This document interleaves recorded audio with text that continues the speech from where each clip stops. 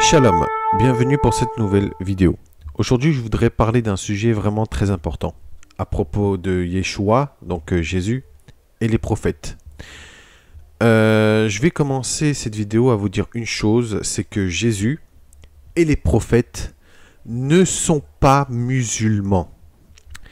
Il faudrait arrêter de dire que Jésus et les prophètes sont musulmans, c'est complètement faux. Déjà pour commencer, le fondateur de l'islam n'est rien d'autre que Mohammed. Et Mohammed est apparu en l'an 600 après Jésus-Christ. Donc soit 6 siècles après la venue de Yeshua. De plus, c'est que l'islam a commencé à voir le jour entre le 7e et le 9e siècle après Jésus-Christ. Donc, si vous voyez bien, c'est que, étant donné que l'islam est apparu entre le 7e et le 9e siècle, il est impossible que les prophètes et Yeshua soient musulmans. Tout simplement. De deux, Yeshua et les prophètes ont pour Dieu le Dieu d'Abraham, d'Isaac et de Jacob, et non le Dieu d'Ismaël. N'oublions pas que Dieu a fait alliance avec Isaac et non Ismaël. De plus, les prophètes comme Moïse et les autres prophètes, David, Salomon, même Yeshua, descendent d'Isaac et non d'Ismaël.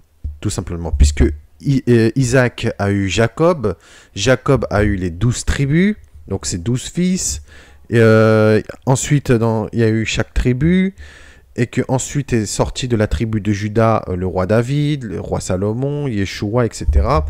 Donc, la promesse a été faite à Isaac et non Ismaël. L'Éternel a promis que ce sera par Isaac que sortira une postérité. Et que l'Éternel établira une alliance avec Isaac et non Ismaël. Donc, Yeshua et les prophètes avaient le Dieu d'Abraham, d'Isaac et de Jacob comme Dieu. Et non le Dieu d'Ismaël, qui n'est rien d'autre qu'Allah. Tout simplement. Puisque l'islam, c'est tout simplement Ismaël. Islam, c'est Ismaël. Et donc, c'est impossible que Yeshua et les prophètes soient musulmans, puisqu'ils ne descendent pas d'Ismaël, mais ils descendent d'Isaac. Voilà. En plus de cela, c'est que l'Éternel est le Dieu d'Abraham, d'Isaac et de Jacob, et non le Dieu d'Abraham et d'Ismaël. Tout simplement. Voilà. Donc, si je devais m'arrêter là, rien qu'avec ça, cela prouve que Yeshua et les prophètes ne sont pas musulmans, mais comme beaucoup de personnes veulent des preuves, hein, il y a beaucoup de personnes qui sont récalcitrantes, donc c'est pour ça. Mais du coup, comme le Coran est la parole d'Allah telle qu'elle est entre guillemets au ciel, hein, puisque nous savons très bien que Allah ce n'est pas l'Éternel, et que Allah c'est Satan, donc il n'a pas son trône dans les cieux, mais plutôt sous terre. Le Coran est la parole d'Allah telle qu'elle est au, entre guillemets, ciel, sourate 3, verset 7, sourate 13, verset 39, sourate 43, verset 4, sourate 85, verset 21-22, dont la langue dans les cieux, c'est l'arabe, et que Allah lui-même parle l'arabe. Sourate 12, verset 2, sourate 20, verset 113, et sourate 26, verset 195. Cela signifie donc que dans les cieux, la langue que parle Allah, les anges, etc., est l'arabe, tout simplement. Et que le Coran est écrit en arabe. Donc cela signifie donc qu'Allah pense et parle en arabe. Et que, comme certains pensent qu'Allah est le même Dieu que les Juifs et les chrétiens, cela voudrait dire que l'Éternel parle et pense arabe, puisque certains pensent que Allah est le même Dieu que les Juifs et les chrétiens, donc ça veut dire que l'Éternel parle et pense arabe? Certainement pas, bien évidemment. Peut-être Allah, mais pas l'Éternel. N'oublions pas que l'Éternel est le Dieu de l'humanité, hein, il n'est pas le Dieu des Arabes, voilà. Donc Allah, lui, il est le Dieu des Arabes, tout simplement, puisqu'il a qui veut qu'on lui adore à travers l'islam, hein, et qu'on lit son Coran qui sont en langue arabe, tout simplement. Donc, deux choses. L'une, ou bien Allah parle un langage d'homme, ou bien, de deux, les Arabes parlent le langage d'Allah. Or, de même que les hommes ne parlent pas le langage des poissons, ni les poissons le langage des animaux, Dieu parle le langage de Dieu qui n'est pas le langage des hommes. Tandis que Allah, comme il parle arabe, il parle donc le langage des hommes. Voilà. Chaque être vivant a son propre langage. Si donc Allah pense et parle en arabe, est-il autre chose qu'un arabe? Moi, personnellement, je le pense. Puisque, je suis désolé, Dieu ne parle pas le langage des hommes. Voilà. Voilà, tout simplement. Donc, et en plus, le Coran déclare que les prophètes et Jésus lui-même étaient des Arabes, des musulmans qui parlaient arabe. Alors que nous savons que les prophètes et Yeshua lui-même étaient hébreux, juifs et israélites, qu'ils avaient comme Dieu le Dieu d'Abraham, d'Isaac et de Jacob, et qui n'avaient pas le Dieu d'Ismaël, donc Allah. N'oublions pas que Yeshua et les prophètes descendent d'Isaac, qui est la promesse, et non d'Ismaël. Voilà, donc cela veut dire que Yeshua et les prophètes ne sont pas musulmans, ne sont pas arabes, ou mécois, ou je ne sais quoi. Donc voilà. Et en plus, la plus grosse supercherie de l'islam, et du Coran surtout, est de faire croire que la Torah a été écrite de base en langue arabe. Sourate 12, verset 46. Alors que la Torah a été écrite en hébreu, écrite par Moïse qui était un hébreu, pour les Hébreux, tout comme les Hébreux parlaient hébreu et non arabe. Bien évidemment, Abraham était un nomade. Isaac également, Jacob également. Donc, les Hébreux, tout comme Moïse, etc., parlaient aussi araméen, tout comme Yeshua. Voilà. Donc, les Hébreux parlaient hébreu et araméen et non arabe, tout simplement. Mettons les choses au clair. Le Jésus coranique et le Jésus biblique ne sont pas la même personne. Je vais le répéter plusieurs fois, mais c'est la vérité. Yeshua, qui est rien d'autre que le véritable Jésus, le Jésus biblique, ne parlait pas arabe, n'avait pas Allah comme Dieu, n'a pas l'islam comme religion, n'a pas Mohammed comme messager, n'attestait pas qu'Allah est le seul Dieu et Mohammed son messager ou son prophète, n'avait pas le Coran comme livre, ne se prosternait pas en direction de la Mecque, ne priait pas la Mecque ou en direction de la Mecque, et il ne priait pas dans une quelconque mosquée, et il n'était pas musulman. Combien de fois devrais-je le répéter?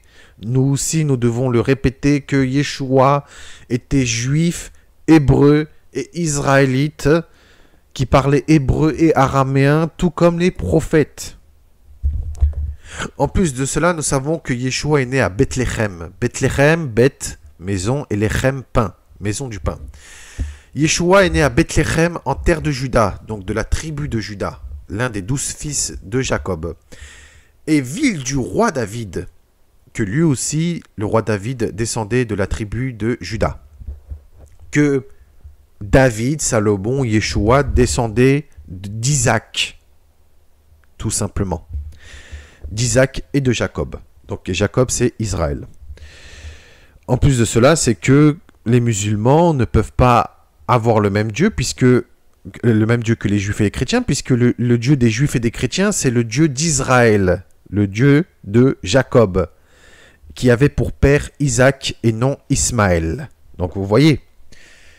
Et en plus de cela, c'est que Yeshua est né dans une étable à Bethléem, donc Matthieu chapitre 2, versets 1 à 6, et Luc chapitre 2, versets 8 à 15. Or, le Issa, le Jésus musulman coranique, est né quelque part dans l'Orient, dans un endroit retiré dans le désert, sous un palmier, Sourate 19, verset 16 et Sourate 19, verset 22 à 23. Donc, on ne sait pas dans l'Orient où ça dans l'Orient. Certains savants musulmans disent qu'il est né près de la Mecque, donc en Arabie, histoire de... Peut-être que le Coran aussi disait qu'il est né peut-être aussi en Arabie, histoire de dire qu'il y avait la Kaaba, la maison où Ibrahim et Ismaël ont construit. Hein. Enfin voilà, c'est leur délire, mais nous savons très bien que Yeshua est né et mort en terre d'Israël, voilà, et non en Arabie ou à la Mecque ou je ne sais où. Donc rien que par ce passage du Coran, cela prouve que Yeshua n'est pas le Jésus Issa musulman coranique. Et que Yeshua, le Jésus biblique, n'a rien à voir avec le Jésus coranique appelé Issa. En plus de cela, c'est que les musulmans doivent proclamer la shahada. Voilà, c'est la proclamation de foi islamique, hein, qu'ils attestent qu'il n'y a point de divinité en dehors qu'Allah, il n'y a point de Dieu qu'Allah, et que Mohammed est son messager. Voilà. Donc, mais si Yeshua et les prophètes sont musulmans, comme disent les musulmans, cela veut dire qu'ils attestaient que Allah est la seule divinité et que Mohammed est son messager. Donc cela veut dire aussi qu'ils attestaient que Mohammed est le message d'Allah. Connaissait-il le nom de Mohammed? Ils connaissaient l'existence de Mohammed, ça veut dire? Mohammed existait au temps des prophètes et au temps de Yeshua, cela veut dire. Alors, sinon... Non, si il ne connaissait pas l'existence de Mohammed, comment pouvait-il donc attester que Mohammed est le messager d'Allah? C'est bizarre, non? De plus, ils disent que il y aura un messager du nom de Hamad, donc Mohammed, qui viendrait, que ce sera l'ultime messager ou je ne sais quoi. Même les prophètes, pour vous dire, même les prophètes avaient reçu des prophéties de la part de l'Éternel, par l'Esprit Saint, que un sauveur viendrait, donc par exemple un astre sortira de Jacob, par exemple, ou alors qu'un rougeton sortira de d'Ishaï, ou alors... Voilà, c'est un sauveur ou quoi que ce soit. Donc les prophètes avaient reçu des prophéties qu'il y aura un sauveur qui viendrait sauver l'humanité des péchés, du péché. Mais ils ne connaissaient pas le nom du sauveur. Bien évidemment, le sauveur, c'est Yeshua. Mais les prophètes prophétisaient qu'il y aura un sauveur qui viendrait, un rejeton, une racine, un astre qui sortira de Jacob, ou voilà, des termes comme cela. Ou Emmanuel, ou quoi que ce soit, un fils qui viendrait, d'où le nom sera Emmanuel, ou quoi que ce soit. Mais ils ne connaissaient pas le nom de Yeshua, puisqu'ils avaient reçu des prophéties qu'un sauveur viendrait. Tandis que les prophètes ne connaissaient pas le nom du sauveur, tandis que le Coran, c'est le sens inverse. Les prophètes savaient comment allait être appelé l'ultime messager, et que le Issa, le Jésus coranique, aurait annoncé que un certain messager du nom de Hamad, donc Mohammed, viendrait en tant qu'ultime prophète. Et c'est là qu'ils ont commencé à attester que Mohammed est le messager d'Allah. Mais c'est complètement n'importe quoi. Ils sont en train d'attester quelque chose qui n'existait pas. Donc ça veut dire qu'ils attestaient quelque chose avant que l'événement soit réel, quoi. C'est complètement n'importe quoi. Donc ça veut dire que selon la pensée musulmane, les musulmans pensent que comme Mohammed est l'ultime messager, ben, les prophètes proclamaient la shahada, qu'il n'y a point de divinité en dehors d'Allah, et que Mohammed est son messager, mais surtout que Mohammed est venu 6 siècles, soit 600 ans après la venue de Yeshua, que le tout premier des musulmans n'est rien d'autre que Mohammed. Il est vrai, puisque il est écrit dans le Coran que Allah a ordonné à Mohammed d'être le tout premier des musulmans. C'est écrit dans la sourate 6, verset 14, verset 6, verset 161, verset 6, verset 163, et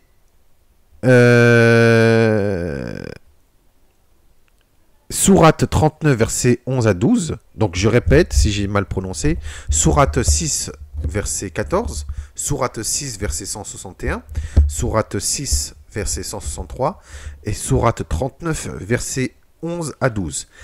Dans ces sourates, il est écrit que Allah a ordonné à Mohammed d'être le tout premier des musulmans.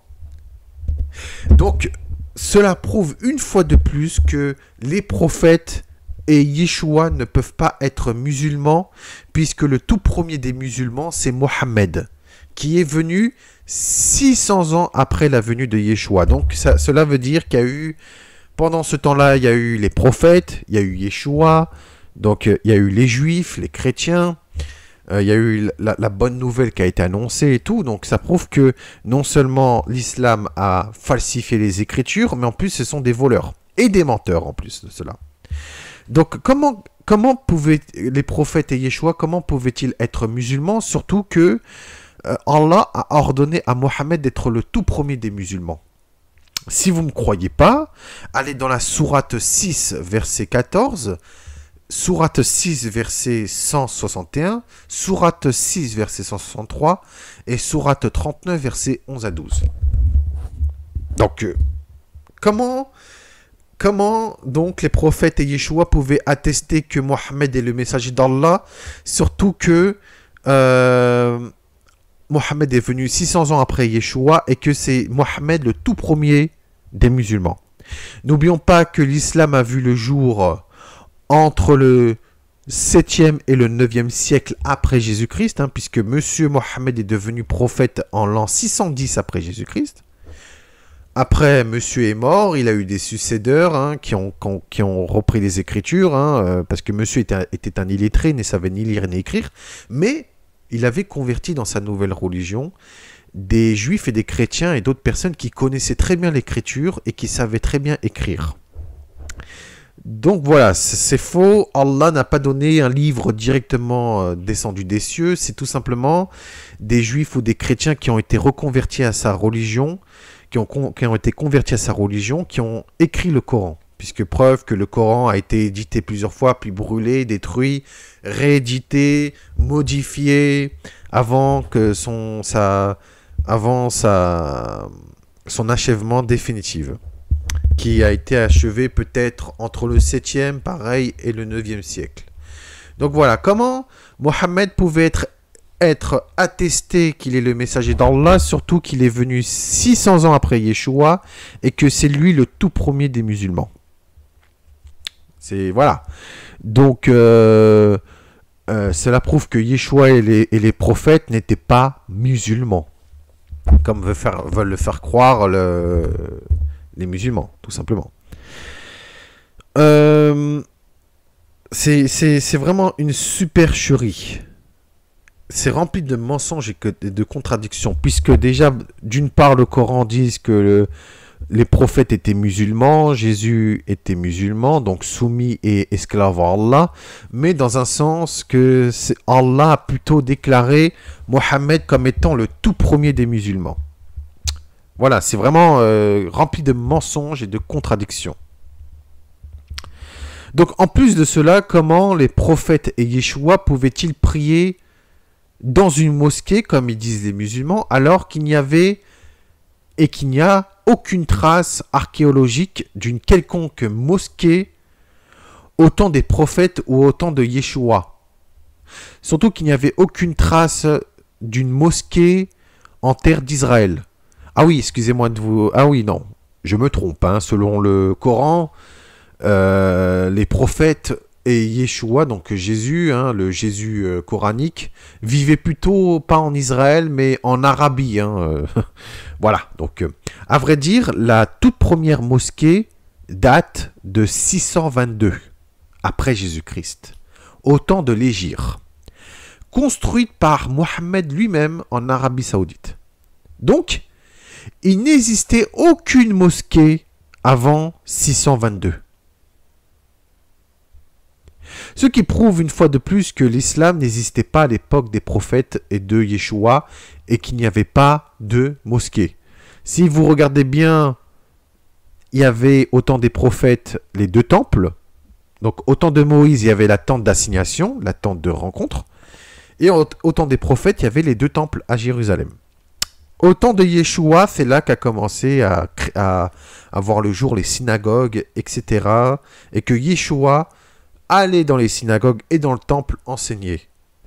Mais il n'y avait aucune trace d'une quelconque mosquée. Voilà. Ce qui prouve en plus que la première mosquée qui datait de 622, a été construite par Mohammed lui-même. Et n'oublions pas que Monsieur Mohammed a été proclamé le tout premier des musulmans par Allah et que c'est lui le fondateur de l'islam. Donc s'il est le fondateur de l'islam, cela prouve que, une fois de plus, que Yeshua et les prophètes ne sont pas musulmans. Autre chose, dans la Bible, nous voyons qu'Abraham quitta le pays d'Our en Chaldée pour aller vivre au pays de Canaan. Donc actuellement Israël. Genèse chapitre 11 verset 31. Pays que l'Éternel a promis à Abraham de lui donner à lui et à ses descendants. Genèse chapitre 17 verset 8. Or, on voit que la contradiction est toujours dans le Coran. Selon le Coran, Ibrahim, donc Abraham, il allait plutôt avec Ismaël vers la Mecque pour construire la Kaaba. Sourate 2, versets 124 à 129. Donc, totale contradiction. Puisque nous voyons la station d'Ibrahim, elle existe toujours là où il y a la Mecque, la Kaaba, et que, soi-disant, ça aurait été Ibrahim et Ismaël qui auraient construit la Kaaba et la station d'Ibrahim. Donc voilà. L'Éternel a promis à Abraham le pays de Canaan qui est actuellement Israël et non l'Arabie comme veulent le faire croire les musulmans et l'islam. Puisqu'ils ont dit que non, finalement, Abraham n'a pas sacrifié le bouc je ne sais où, il a sacrifié plutôt à la Mecque, il est à la Mecque pour construire la Kaaba. Or, dans la Bible, ce n'est pas ça, puisque Abraham a quitté le pays d'Our en Chaldée pour aller vivre au pays de Canaan, et que c'est dans ce pays que l'Éternel a promis de lui donner à lui et à ses descendants. Preuve que ensuite il y a eu Isaac, Jacob, et ensuite que Jacob il a eu la fameuse vision de l'échelle à Bethel, qui signifie la maison de Dieu, Bethel.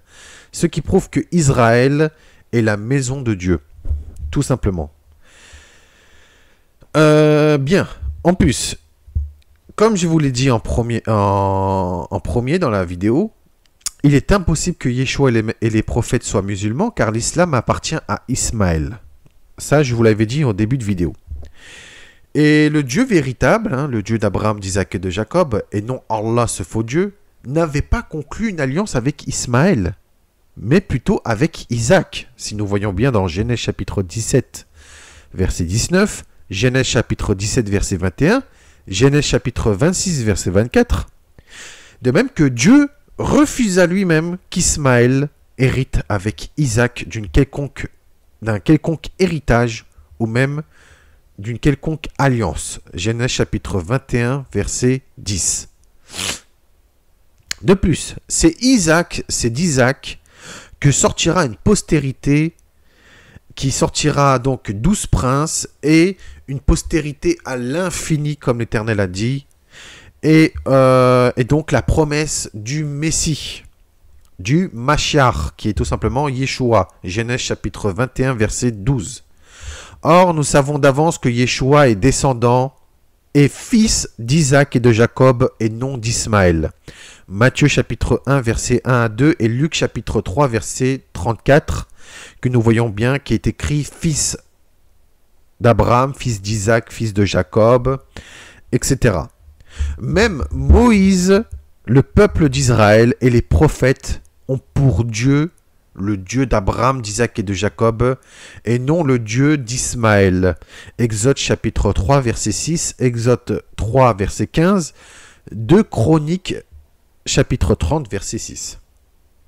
De plus, Yeshua est bien le fils et serviteur du Dieu d'Abraham, d'Isaac et de Jacob, comme est écrit dans Actes chapitre 3, verset 13, Apocalypse chapitre 2, verset 18 et Apocalypse 3, verset 14. Et non le fils du Dieu d'Ismaël, donc d'Allah. Tout simplement. Yeshua est le fils du Dieu d'Israël, qui est le Dieu d'Abraham, d'Isaac et de Jacob.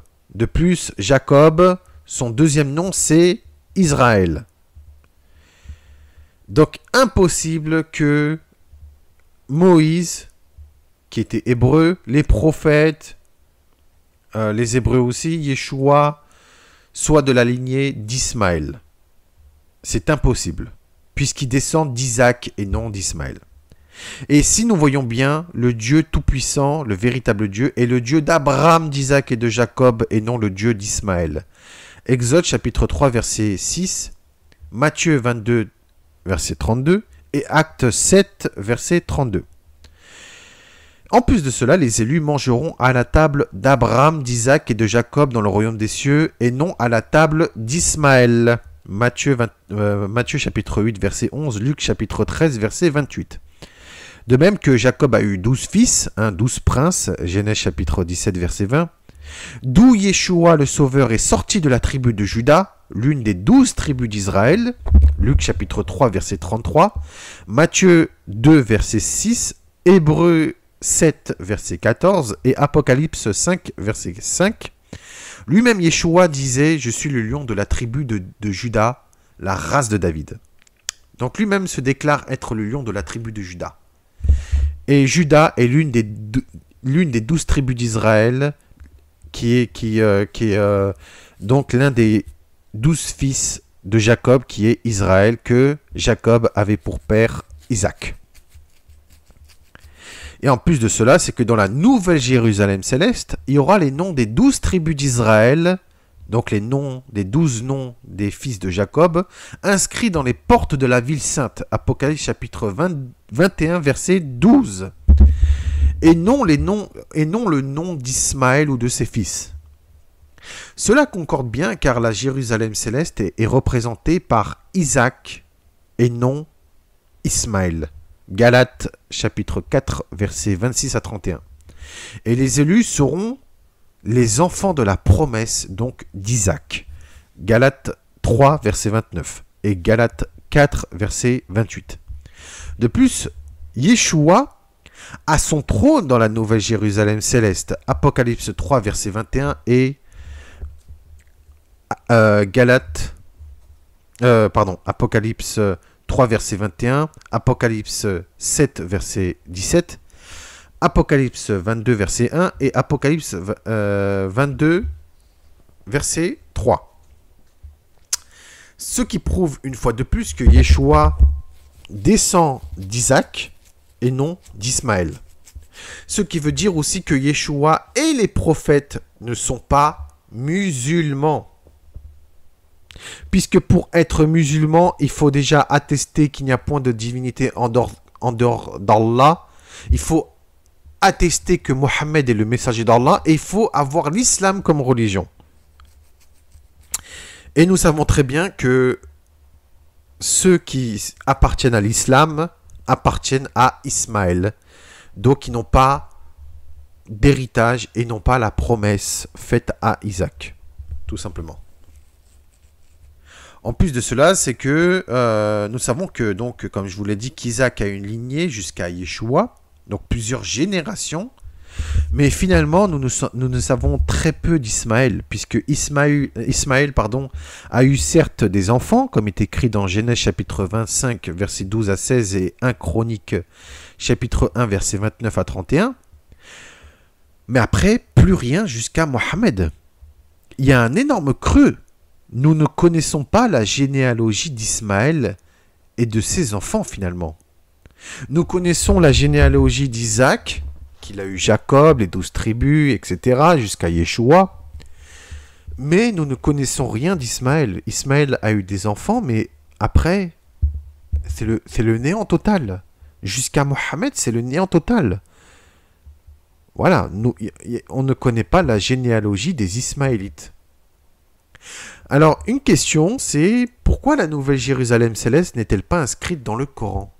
C'est vrai ça, puisque en principe, si Allah est le Dieu des Juifs et des chrétiens, en principe, il aurait mentionné dans son saint livre rempli de, entre guillemets, de vérité, de révélation divine et qui est parfaite, sans contradiction, pourquoi il n'a pas mentionné la Nouvelle Jérusalem céleste? S'il est le Dieu, Allah est le Dieu des Juifs et des chrétiens, pourquoi il n'a pas mentionné ceci? Parce que comme je vous l'ai dit, Allah c'est Satan. Et comme Satan a été chassé du paradis, comme est écrit dans Luc chapitre 10 verset 18 et Apocalypse 12 verset 7 à 9, et que dans la Nouvelle Jérusalem céleste, les élus habiteront directement avec l'Éternel. Donc Dieu habitera au milieu des hommes, comme est écrit dans Apocalypse chapitre 21 verset 3. En vrai, Satan, déguisé en Allah, ne veut pas que l'humanité retourne vers l'Éternel et ne veut pas que l'Éternel habite avec les hommes. Donc, qu'est-ce qu'il a fait? C'est qu'il a fait en sorte de falsifier les Écritures, de falsifier la Bible, de faire en sorte que des éléments importants de la Bible ne soient pas mentionnés dans le Coran. Comme par exemple, le serpent qui a tenté Adam et Ève, vous ne le trouverez nulle part dans le Coran. Dans le Coran, il est mentionné nulle part le serpent qui a tenté Adam et Ève. Et là, Allah n'a pas mentionné la Nouvelle Jérusalem céleste dans son Coran. Tout simplement parce que Allah savait très bien ce qu'il voulait. Il veut tout simplement la perte et la chute de l'humanité. Sourate 38, verset 82 et Sourate 19, verset 83. En plus de cela, dans la Sourate 38, verset 82, Allah ordonna par sa permission et par sa puissance à Satan de séduire l'humanité entière et de faire tomber l'humanité entière. Comment un Dieu miséricordieux qui est, entre guillemets, Allah, permet et même donne sa permission et même donne de sa puissance à Satan pour séduire le monde afin de faire perdre l'humanité entière. Surtout qui envoie des djinns et des diables, des shaitans, dans le monde entier, à l'infini, à vie, pour séduire. En plus, il n'est pas étonnant puisque Allah égare qui il veut. Et Allah a destiné des djinns et des hommes pour l'enfer. En vrai, tout simplement, c'est que Satan ne veut pas que Dieu habite avec les hommes. Et Satan, en même temps, ne veut pas brûler éternellement tout seul dans le lac de feu. Donc, qu'est-ce qu'il fait Satan? C'est qu'il fait en sorte que l'humanité tombe avec lui. Donc, il a fait en sorte que la Nouvelle Jérusalem céleste ne soit pas mentionnée dans le Coran pour pas que les gens connaissent la vérité et pour pas que l'humanité demeure avec Dieu éternellement. Parce que lui-même a été chassé du paradis et Satan veut que l'humanité soit elle aussi chassée du paradis. Voilà, tout simplement. Bien, et en plus, si nous allons plus loin dans cette histoire, nous voyons que les Ismaélites sont les ennemis d'Israël et de l'Éternel lui-même, puisque même dans le psaume chapitre 83, versets 1 à 8, David implore l'Éternel de secourir Israël, son peuple, et implore l'Éternel qu'il soit délivré des ennemis, et aussi de ses propres ennemis, des ennemis de l'Éternel, qui sont rien d'autre que les Édomites, les Ismaélites, et ensuite les Philistins, etc. Donc vous voyez, les Édomites, les Ismaélites, les Philistins, etc. sont les ennemis d'Israël, mais aussi les ennemis de l'Éternel. Vous avez vu? Par exemple, regardez, il y a eu des ennemis de l'Éternel, comme par exemple Amalek, qui a combattu contre l'Éternel. Même son nom a été effacé en dessous du ciel. Il y a eu des ennemis.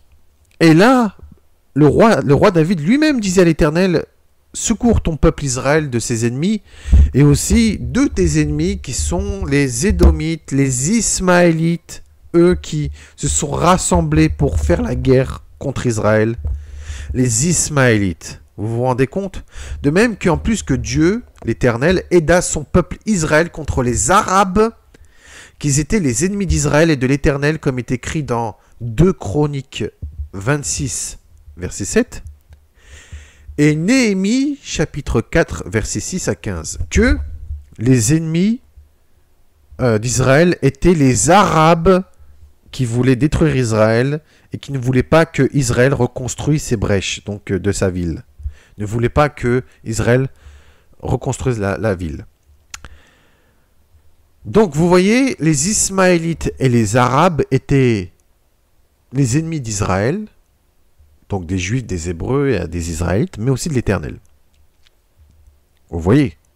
Donc, étant donné que les Ismaélites et les Arabes, donc actuellement les musulmans, sont les ennemis de l'Éternel et d'Israël, cela prouve que donc les musulmans n'ont pas le même Dieu que les Juifs et les chrétiens, et qu'Allah n'est donc pas le Dieu d'Abraham, d'Isaac et de Jacob, donc pas le Dieu d'Israël. Et que l'islam ne fait pas partie de l'alliance des Juifs et des chrétiens, qui est l'alliance d'Isaac, tout simplement. Ismaël est à part. Alors bien évidemment, quiconque, même les musulmans qui quittent l'islam pour adhérer et croire au Dieu d'Abraham, d'Isaac et de Jacob à travers le sacrifice de Yeshua et à travers la foi en Yeshua, ils font une alliance avec le Dieu d'Isaac. Donc ils passent d'Ismaël à Isaac. Et donc s'ils donnent leur vie au Dieu d'Abraham, d'Isaac et de Jacob, à Yeshua et au Saint-Esprit, si ils adhèrent au peuple d'Israël, même les musulmans qui quittent l'islam et qui quittent Allah, le Coran, Mohammed et tout, ils entrent donc dans l'alliance de l'Éternel. Donc l'alliance de Dieu et d'Isaac, et de sa postérité à travers le sacrifice et le rachat de Yeshua. Donc vous voyez, ce n'est pas perdu. Par contre, si les musulmans refusent de se repentir et croient toujours en Allah, il est clair qu'ils ne feront pas partie de l'alliance d'Isaac. S'ils n'abandonnent pas Allah, Mohammed et tout, et qui ne donnent pas leur vie au Dieu d'Abraham, d'Isaac et de Jacob, au Dieu d'Israël, à son fils Yeshua et dans le Saint-Esprit, s'ils ne participent pas au peuple d'Israël. Voilà. Même si Dieu a béni Ismaël, il n'a pas fait d'alliance avec lui. Et Dieu n'a pas voulu qu'Ismaël fait partie de l'alliance avec Isaac. C'est pour cela qu'Allah n'est pas le Dieu véritable et qu'il y a toujours eu de la jalousie des musulmans vers les juifs. Il y a toujours eu des guerres de toute façon.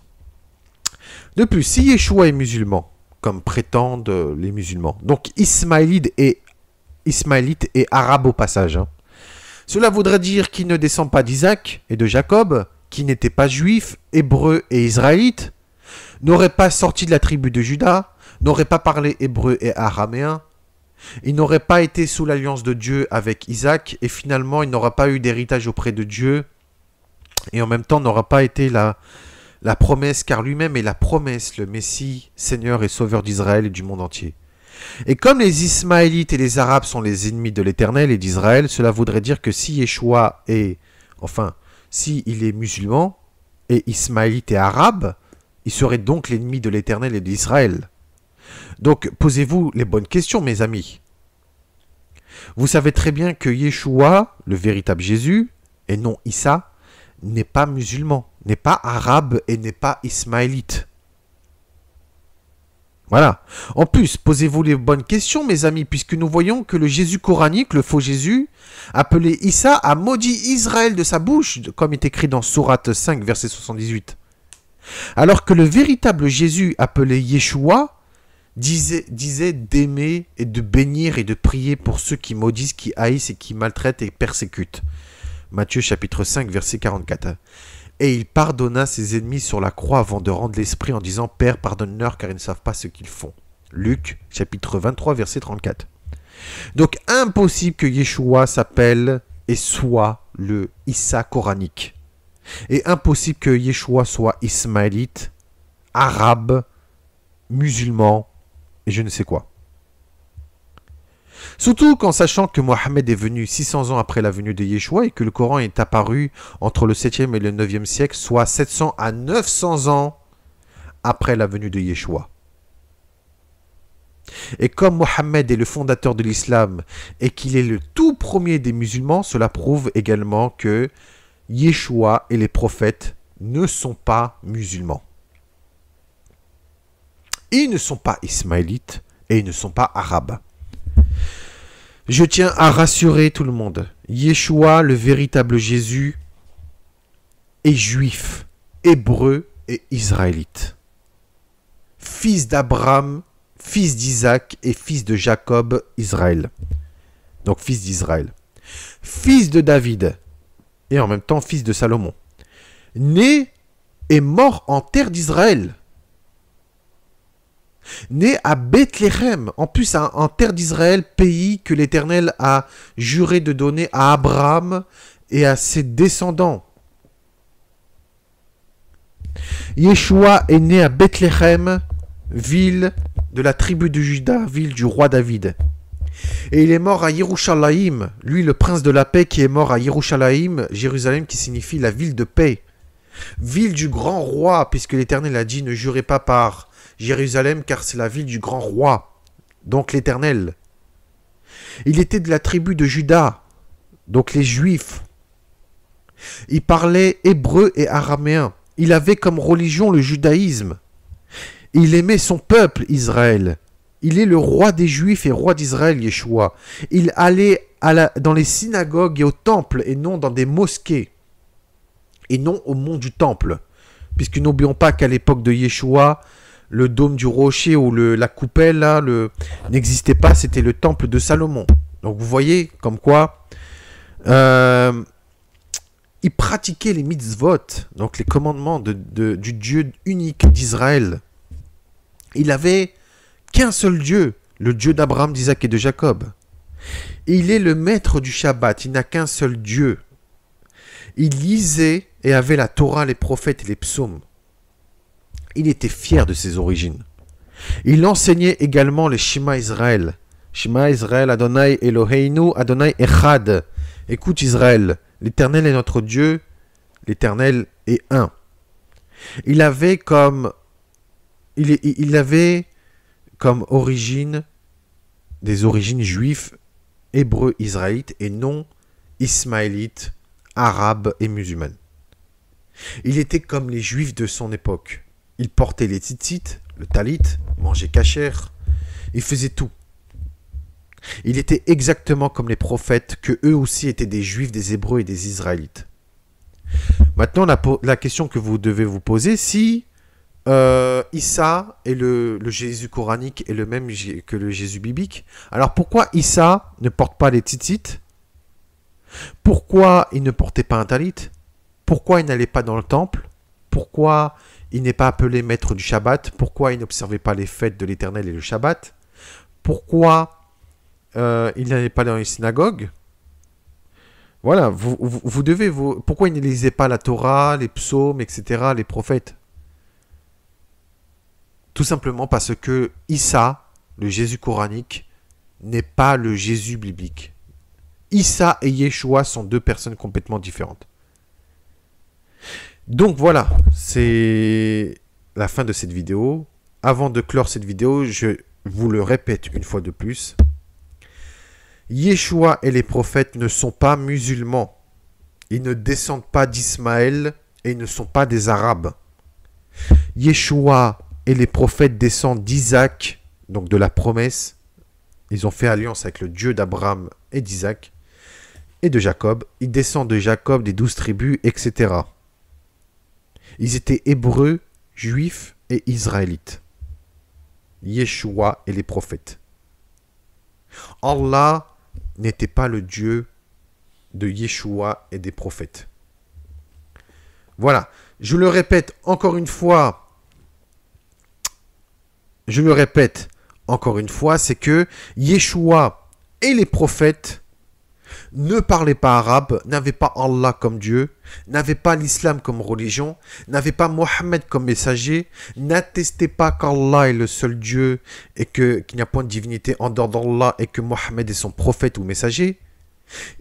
Yeshua et les prophètes n'avaient pas le Coran comme livre, ne se prosternaient pas en direction de la Mecque, ne priaient pas à la Mecque ou dans une quelconque mosquée, et ils n'étaient pas musulmans. Ils n'étaient pas ismaélites et ils n'étaient pas arabes. Yeshua et les prophètes étaient juifs, hébreux et israélites, mais aussi araméens, puisqu'ils étaient aussi des nomades. Voilà. Bien, c'est la fin de cette vidéo. Elle a été un petit peu longue, mais ça valait le coup. Il fallait que je parle de ce sujet et je suis bien content d'en avoir parlé. Shalom à tous, je vous bénis au nom de Yeshua Emmanuel HaMashiach par le Dieu d'Abraham, d'Isaac et de Jacob, le Dieu qui a fait une promesse à travers Isaac. Et si vous donnez votre vie au Dieu d'Abraham, d'Isaac et de Jacob, le Dieu d'Israël, à son fils Yeshua Emmanuel HaMashiach par la puissance du Ruach HaKodesh, du Saint-Esprit, et que si vous adhérez au peuple d'Israël et que vous suivez les commandements de l'Éternel, vous faites alliance avec le Dieu d'Isaac et non avec le Dieu d'Ismaël qui est Allah. Shalom, merci.